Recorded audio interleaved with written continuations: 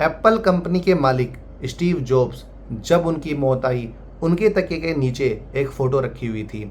वो फ़ोटो किसी आम इंसान की नहीं, बल्कि एक भारतीय की थी।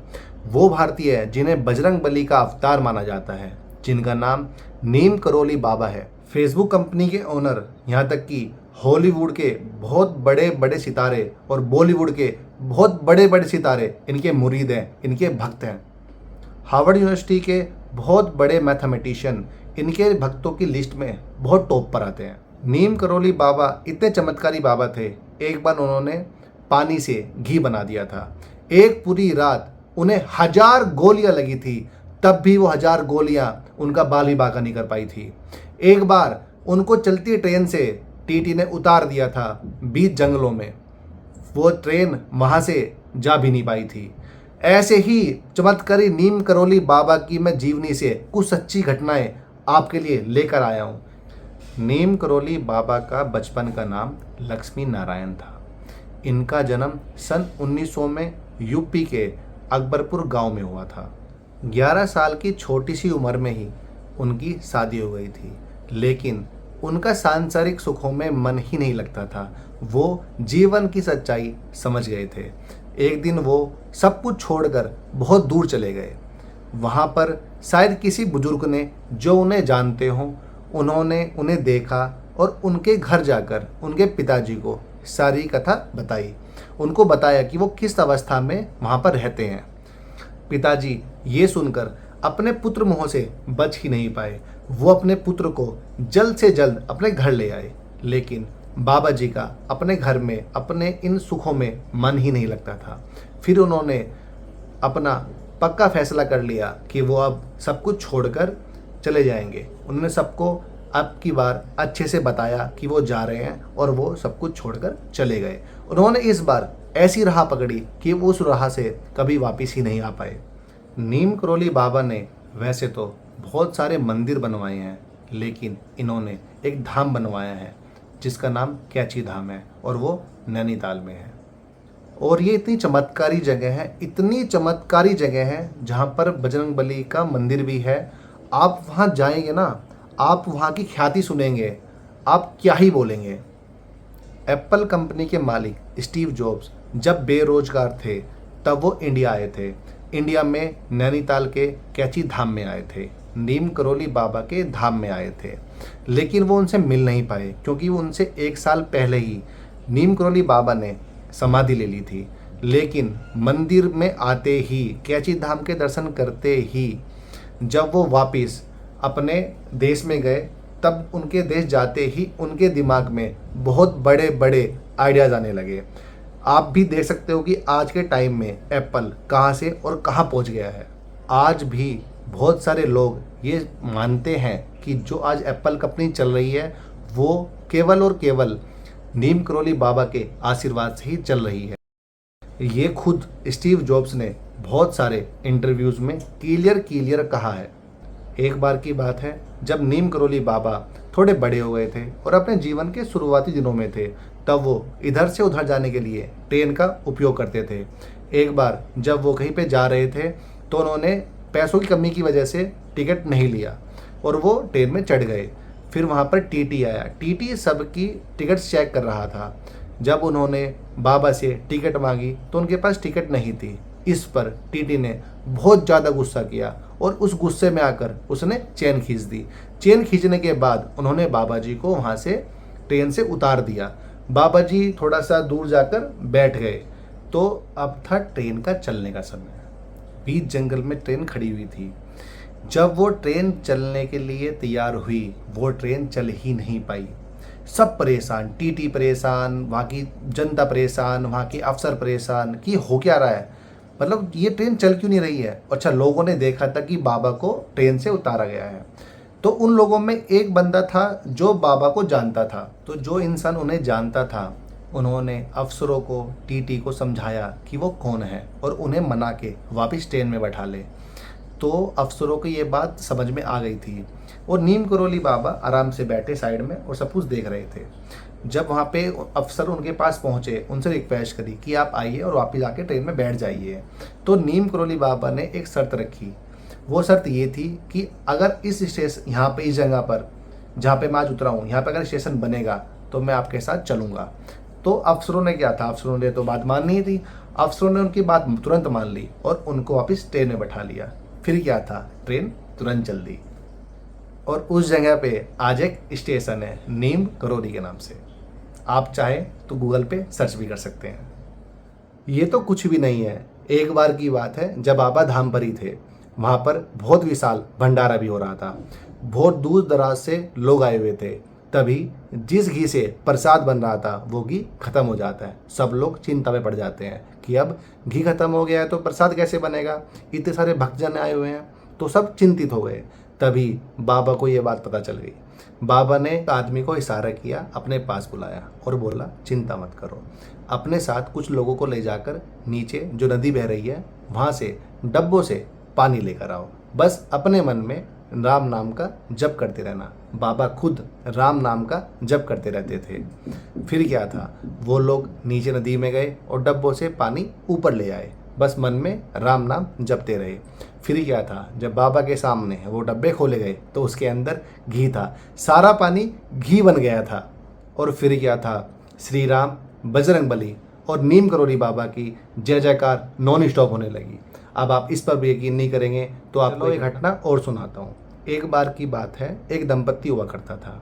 उस दंपत्ति का बेटा द्वितीय विश्व युद्ध में ब्रिटिश राज की तरफ से सेना में था और वो भूटान पर लड़ाई लड़ रहा था। लड़ाई हो रही थी बहुत भयंकर, दिन रात लड़ाई हो रही थी और बहुत समय से वो लड़का, वो बच्चा अपने माँ बाप के पास नहीं आया था।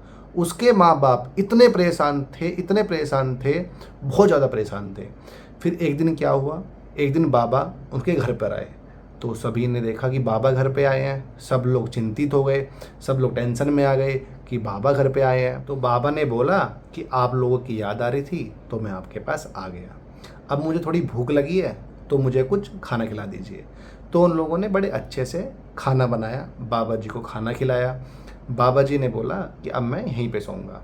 तो बाबा जी के वहाँ पे कपड़े बिछाए और वहाँ पे बाबा जी को कंबल दिया और बाबा जी उस कंबल को ओढ़ के सो गए। तो रात को क्या हुआ, रात को बाबा जी करहाने लगे और मतलब तड़पने लगे नींद में। तो जो दंपत्ति थी वो जाग गए। दंपत्ति बाबा जी के पास आए। बाबा जी को देखकर वो टेंशन में आ गए कि बाबा जी को ये हो क्या रहा है। बाबा जी करहा रहे हैं, बाबा जी तड़प रहे हैं, पर उन्होंने उन बाबा जी को उठाना भी सही नहीं समझा। तो ऐसे करते करते पूरी रात निकल गई।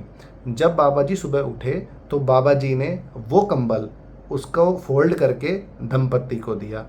दंपत्ति को ये बोला कि इस कंबल को आप गंगा नदी में जाके प्रवाहित कर देना और आपका लड़का ठीक 30 दिन के बाद, आप गिनती कर लेना, ठीक 30 दिन के बाद आपके पास वापस आ जाएगा। बस शर्त ये है कि आप इसको खोल के नहीं देखोगे। तो दंपत्ति ने ऐसा ही किया। दंपत्ति उस कंबल को लेकर और गंगा नदी के पास जाने लगे। तो वो जैसे जैसे जाने लगे वैसे वैसे उस कंबल का वजन बढ़ने लगा। अब वजन बढ़ते देख दंपत्ति परेशान, लेकिन दंपत्ति क्या करे, दंपत्ति उस कंबल को खोल के देख नहीं सकती क्योंकि बाबा जी ने मना किया हुआ था। उस कंबल का भार इतना बढ़ गया कि जैसे उसके अंदर बहुत सारा लोहा भरा हुआ हो। पर दंपत्ति ने फिर भी उस कंबल को गंगा जी में प्रवाहित कर दिया। गंगा जी में प्रवाहित करने के बाद ही ठीक 30 दिन के बाद उनका लड़का उनके पास वापस आ गया। फिर बेटे ने माता पिता को एक ऐसी बात सुनाई जिसे सुन के माता पिता के होश उड़ गए। बेटे ने बताया कि इस तारीख की बात है, उस रात दुश्मन सेना ने हमारी टोली पर हमला कर दिया और पूरी रात लगातार गोलियों की बौछार होती रही और मेरे जितने भी साथी थे सबकी गोली लगकर मृत्यु हो गई। लेकिन पता नहीं क्या चमत्कार हुआ उस रात कि मुझे एक गोली छू तक भी नहीं पाई। कोई गोली ऊपर से जा रही है, कोई दाएं से, कोई बाएं से, कोई नीचे से, कोई ऊपर से, हर जगह से गोली जा रही हैं, लेकिन गोली मुझे टच तक नहीं हुई। मैंने सारी उम्मीदें छोड़ दी थी। मुझे लगा कि आज तो मेरी मृत्यु निश्चित है, पर मुझे ऐसा लगा कि कोई अदृश्य शक्ति जो ये सारी गोली चल रही है इसको अपने ऊपर झेल रही है। और ये उस रात की बात थी जिस रात बाबा जी इनके घर पे सोए थे।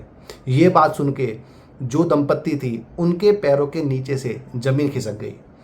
अब बताओ ये चमत्कार क्या हुआ होगा, क्या हुआ होगा ये चमत्कार। अच्छा, आप इसे भी नहीं मानते। चलो एक घटना और सुनाता हूँ। फेसबुक के मालिक जब इनकी कंपनी नीलाम होने वाली थी, ये बहुत चिंता में थे, बहुत टेंशन में थे, क्या करूँ क्या करूँ क्या करूँ। तो इन्होंने अपने मेंटर से पूछा। इनके मेंटर कौन थे? स्टीव जॉब्स, एप्पल के मालिक।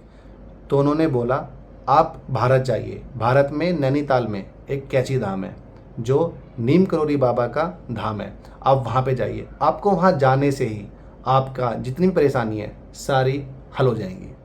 और जो फेसबुक है वो विश्वव्यापी बनेगा, दुनिया भर के लोग फेसबुक को जानेंगे और जो नीलामी की बात चल रही है वो सब खत्म हो जाएगी। और मार्क ने अपने मेंटर की बात मानते हुए वो कई हजार किलोमीटर चल के भारत आए। भारत में आकर उन्होंने बाबा के धाम का दर्शन किया।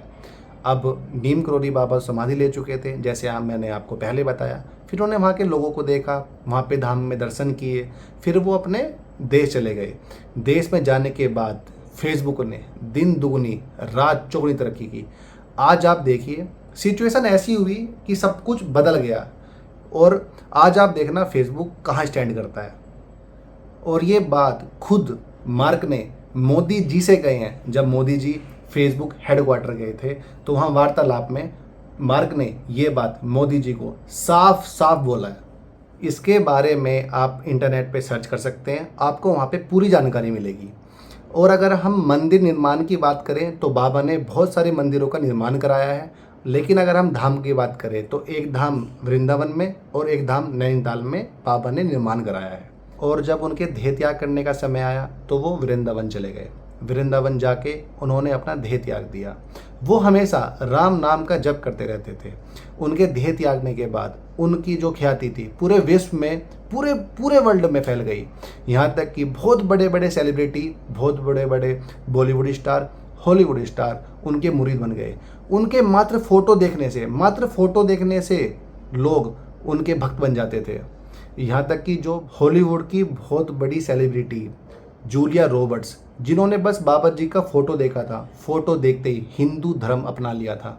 मात्र फोटो देखने से, जो मतलब उनको लोग जो जानते भी नहीं थे, बस उनके फोटो देखने से, उस फोटो में क्या शक्ति थी कि बस फोटो देखने से लोग उनके भक्त बन जाते थे। आपको लाइफ में जब भी टाइम मिले आप नैनीताल जाइए, कैची धाम, जहाँ पे बजरंगबली की मूर्ति स्थापित है और वो नीम करोली बाबा का धाम है। आपके जीवन में जो भी समस्या रही होगी वो जड़ से खत्म हो जाएगी, और ये रियल चमत्कार आप अपने जीवन में फील करोगे। जब इतने बड़े बड़े लोगों ने ये चमत्कार देखे हैं तो आप भी इस चमत्कार का अनुभव कीजिए। और अगर आपको ये वीडियो पसंद आई है तो प्लीज़ कमेंट कीजिए, और अगर आप यहाँ तक वीडियो देख रहे हैं तो प्लीज़ इस चैनल को लाइक भी कीजिए, इस चैनल को सब्सक्राइब कीजिए और बेल आइकन को दबा के ऑल पे क्लिक कर दें, ताकि मेरी बनाई हुई वीडियो आप तक पहुँचती रहे। फिर मिलेंगे। जय हिंद।